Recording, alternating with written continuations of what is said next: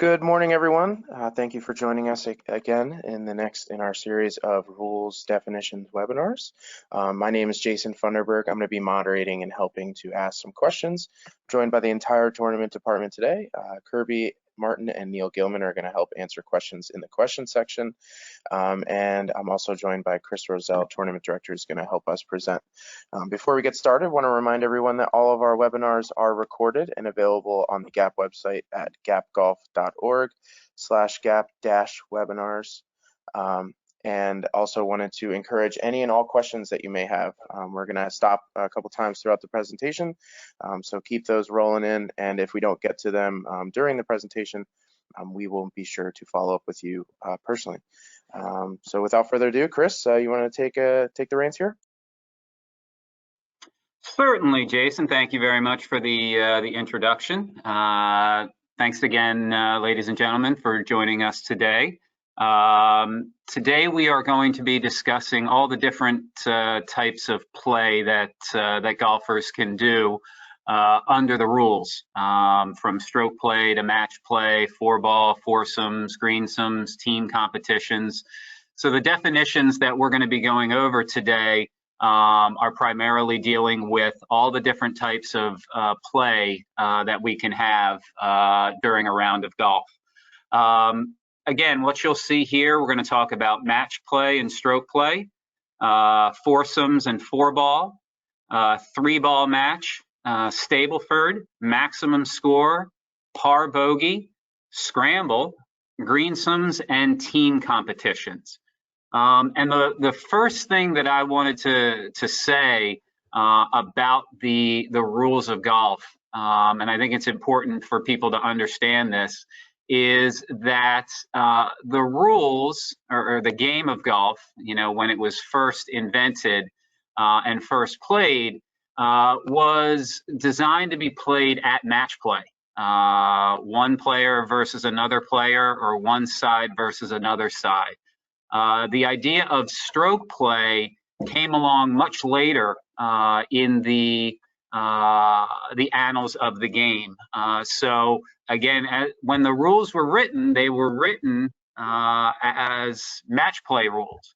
And again, as time has gone on and stroke play has become more and more popular, especially here in America, you know, the rules have had to recognize that, and that's why, again, we have stroke play rules versus match play rules. So let's start with match play. Match play is a form of play where a player or side plays directly against an opponent or an opposing side in a head-to-head match of one or more rounds. A player or side wins a hole in the match by completing the hole in fewer strokes, and that's including strokes made and penalty strokes.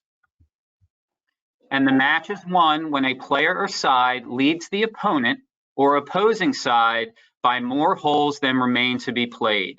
Kirby talked yesterday about the definitions for opponent and side, and the way I always look at match play is it's 18 one-hole competitions that you are trying to be as successful as possible in.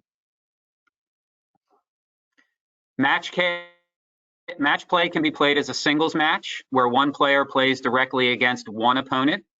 It can be played as a three-ball match, and it can be played as a foursome match or a four-ball match between sides of two partners. And we'll talk about foursomes and four ball a little bit later in the presentation. But again, those are all the types of match play that we can play. Now, conversely, we have stroke play, which is a form of play where a player or side competes against all the other players or sides in the competition.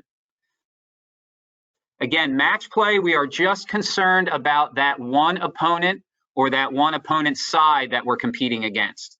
In stroke play, we are really concerned about every person that is playing in the competition.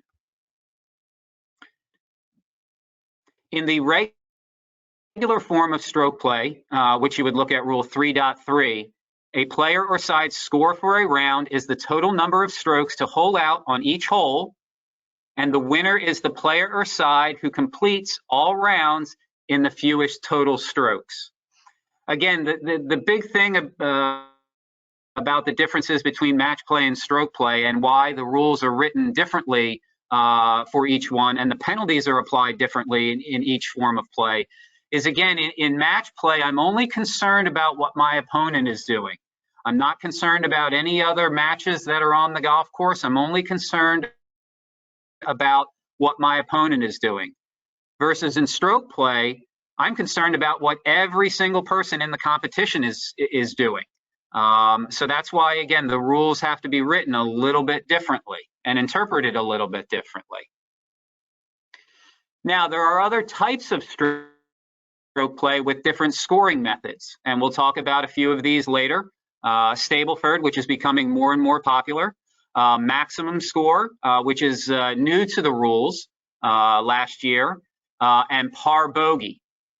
One other thing to understand about the way in which the rule book is laid out is rule 1 through 20 are rules that really apply to individual play.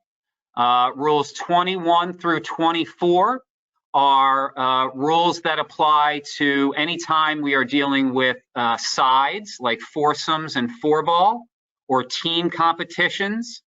But rules 1 through 20 are really designed for individual stroke play or individual match play.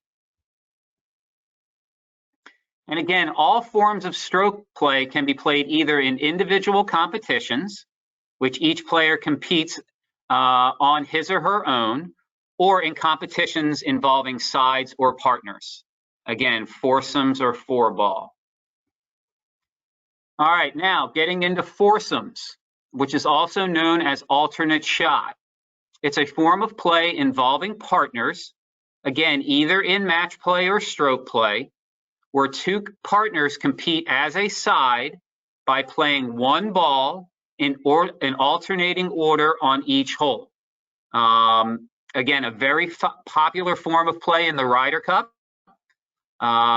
where I believe that's Peter Hansen and Miguel Angel Jimenez are again competing as a side, playing one ball in alternating order on each hole in a match against Bubba Watson and I believe that's Jeff Overton.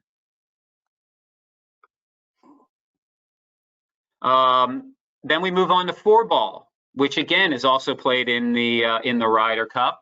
It's a form of play, again, either match play or stroke play involving partners, where two partners compete together as a side, with each player playing his or her own ball, and a side score for a hole is the lower score of the two partners on that hole.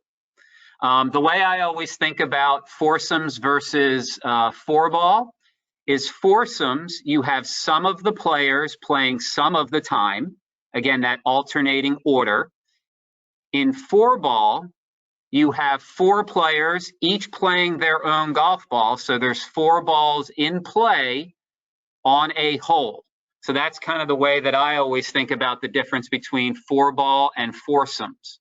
Most people recognize four-ball as what we call better ball of partners, but its original term and the term that it is used in the rules of golf is again four-ball. The last slide I want to go over before we get into some questions is what's called a three-ball match, and it's a form of match play where each of three players plays an individual match against the other two players at the same time, and each player plays one ball that is used in both of his or her matches. So again, in the picture on the right here, we have three famous golfers, Mo, Larry, and Curly. If they were playing a three-ball match, there would be a match between Curly and Mo, a match between Mo and Larry, and a match between Curly and Larry. The Golf Association does something slightly different to this format in our team match playoff, when we have the 4 final teams in the team matches.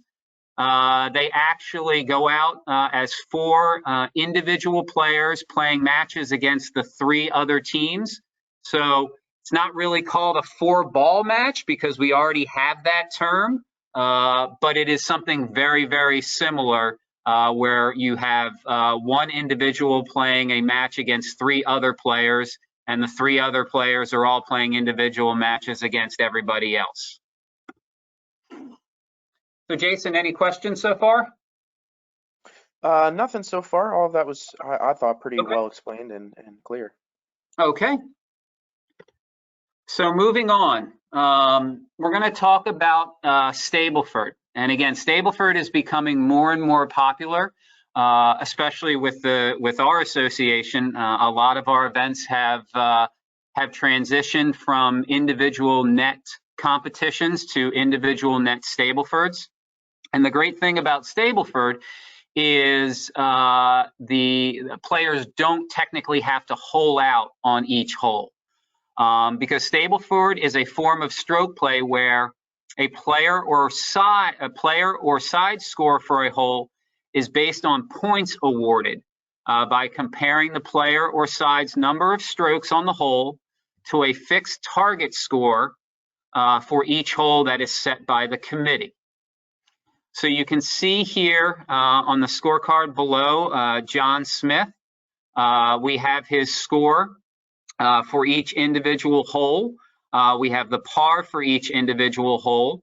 And John is awarded points based upon his, in this competition here, a gross score on each hole. And the committee is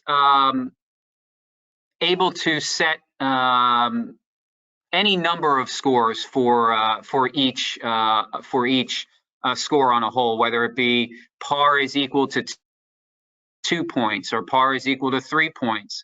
Back in the 80s and 90s, the PGA Tour ran what was called the International, which was a modified Stableford, where they, I think, awarded 8 points for a double eagle, 5 points for an eagle, 3 points for a birdie, no points for a par, and they actually took away points for bogeys and double bogeys. And again, the committee has that ability to this day to set point values. In Stableford, the competition is won by the player or side who completes all rounds with the most points. So this is one of the competitions where we're trying to get the highest number possible. So here is a slide that shows the USGA recommended point totals for a Stableford. It's what the Golf Association of Philadelphia uses for our Stableford competitions. Again, more than 1 over the fixed target score, or if you have no score returned, you get 0 points. And that's, again, why we like using this format. Because if you've reached your max on a hole, you can go ahead and just pick the ball up. There's no need to hold the ball out, and it helps speed up play.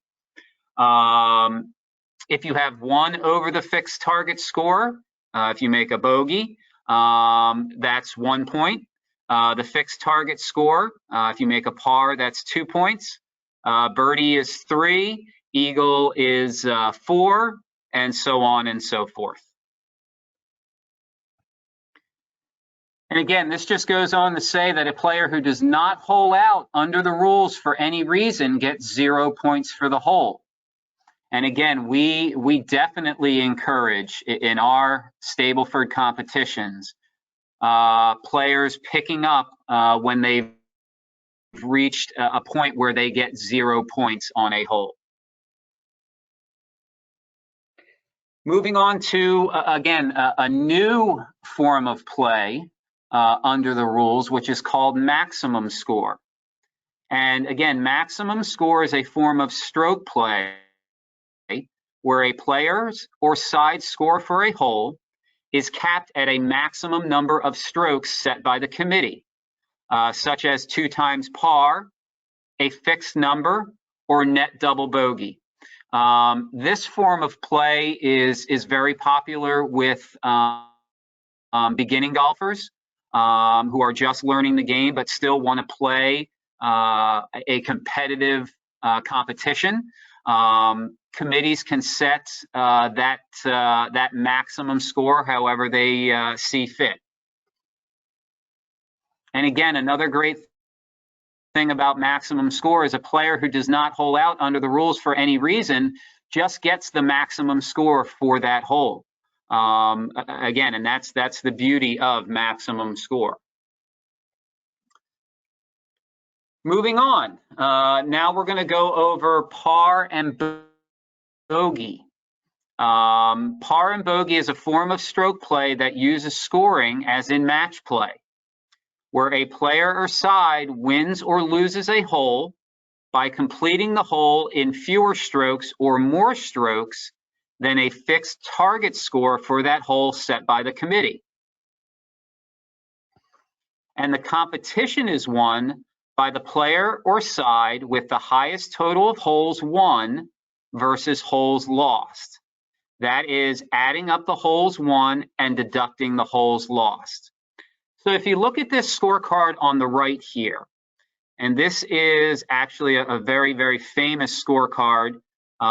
This was used in the US Open at the Country Club in Brookline, the year that Francis Ouimet won the championship. If you look at the scorecard here, there actually is a column called bogey score. And you can see that the committee has made a bogey score for each hole on the scorecard. And looking at Harry Vardon's score here, if you look at his scores for that round, again, just starting with the first hole, if the bogey score for the first hole was 5 and Mr. Vardon made 5, that hole is considered tied or all square. Going down to the third hole, you'll see Mr. Vardon made a 4, and the bogey score for that hole is 5. So Mr. Vardon is now 1 up. And again, on the 6th hole, Mr. Vardon made a 3 to the bogey score of 4. He is now 2 up. And then finally on the 7th hole, if the bogey score was 3 and Mr. Vardon made a score of 4, he lost that hole. So he has gone from 2 up to 1 up. And again, if you look at his final tally, he finished his round 3 up compared to the bogey score. And again, this can be done with either a bogey score or a par score. It really doesn't matter. A par score is probably is best utilized for lower handicap competitions, and bogey score might be better utilized for a mid to higher handicap competition. And again, if a player's score is lower than the fixed score, the player wins the hole. If it's the same as the fixed score, the hole is tied, or as also known as halved.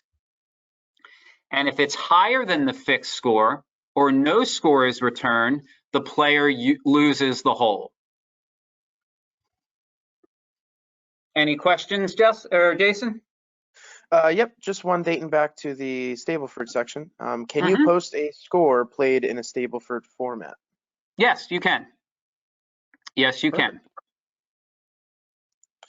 That's all I have for this section, but again, we do encourage any questions that anybody has to fire them away at us. All right, we've got a couple more slides before I'm done here. We are going to look at a couple of other forms of play. And although other certain forms of play are specifically covered by rules 3, 21, 22, and 23, golf is also played in many other forms, such as scrambles and greensomes. There were quite a few members of the GAP staff that were excited in 2000 2019 when we were able to see scrambles introduced into the rules of golf. Greensomes is actually something that our association uses all the time. Greensomes is what is commonly referred to as selective drive alternate shot, where both players tee off on each hole. The better of the two tee shots is selected, and the players play alternately from there until the ball is holed. We use this in our father and sons. We use it in the Deeg Cessna, and I believe we used it in the mixed competition that we started last year. And again, these certain forms are now recognized via the rules of golf. And again, the rules can be adapted to govern play in these and any other forms of play. And this is where it's very, very important that if you are a member of the committee, which is running the competition, you're going to take a look at Section 9 in the rules of golf, which are recommended ways to adapt the rules for these other common forms of play. So you kind of have to go to the back of the rule book, to the committee procedures, which gives you some guidelines on how to run competitions using these other forms of play. Finally, the final rule in the book, number 24, is team competitions. And not to be confused with a side, a team is a group of players who plays as individuals or as sides to compete against other teams. Again, college golf, high school golf are very, very common forms of team competitions. Their play in the team event may also be part of another competition, such as individual stroke play that takes place at the same time. So for the NCAA championships, there is a team component where match play is utilized. They also have an individual stroke play component where they recognize an individual champion, and they use, again, individual stroke play for that, but they also use a match play version to determine the overall team champion or the NCAA champion. And again, rules 1 through 23 apply in a team competition as modified by these specific rules. And again, team competitions allow for a team captain to be recognized as someone who is permitted to give advice to players on the team. Again, it's one of the few instances in golf where you are allowed to get advice from someone other than your partner, your caddy, or your partner's caddy. In team competitions, a team captain can be identified that is permitted to give advice. Again, that is, those are all of the different forms of play that are defined within the rules of golf. If there are any questions, I'd be happy to take them now. Yep, Chris got a couple here. First one is, in a par bogey competition, is the player encouraged to pick up if they quote unquote lost the hole? Yes, in a par bogey competition, once you have lost the hole, you are more than welcome to pick up. Perfect. And got another question here, just asking you to run over the 3-ball again, briefly. Okay, so a 3-ball match is, again, a match where player A, player B, and player C are all playing a match against one another. So player A has a match against player B and player C. Player B has a match, again, against player C and player A, and player C has a match against player B and player A. So they're each playing one golf ball, and they are playing an individual match against the 2 other players in their group. And actually, not to get too convoluted, but it is the one time, or there is one time in match play when you can actually, when a player can have more than one golf ball in play, and that is during a 3-ball match, where one of the opponents might recall a stroke being played, but the other opponent does not. It's one of the very, very rare instances in match play, because in match play, you're not allowed to play 2 golf balls. The players have to come to an agreement or ask for a ruling from a referee, except for this very, very, very rare circumstance. So again, it's a match where 3 players each play a match against one another, each playing 1 golf ball. Got it. And a follow-up to that, is GAP considering offering a 3-ball match play event in the future? It's not something we've discussed. All right, there you go. Yeah, it's not something. It's definitely not something we've discussed. I'm not sure how it would function as a 3-ball match. Like I said, we use the team, the BMW GAP team match playoff is in theory a 4-ball match where, again, all 4 teams compete against one another. Have to think about how a 3-ball match might work. All right, well, it looks like that's it for all of our questions. Want to thank everyone again for joining us today and remind you that next webinar in our series is going to be on Tuesday, May 26th at the same time. Neil Gilman will be presenting part 1 of D-ball versus A-ball. So be sure to sign up for that one and the subsequent one on Wednesday as well. Chris, thanks again for taking the time out of your day to present to us, and thank you all again for joining us as well.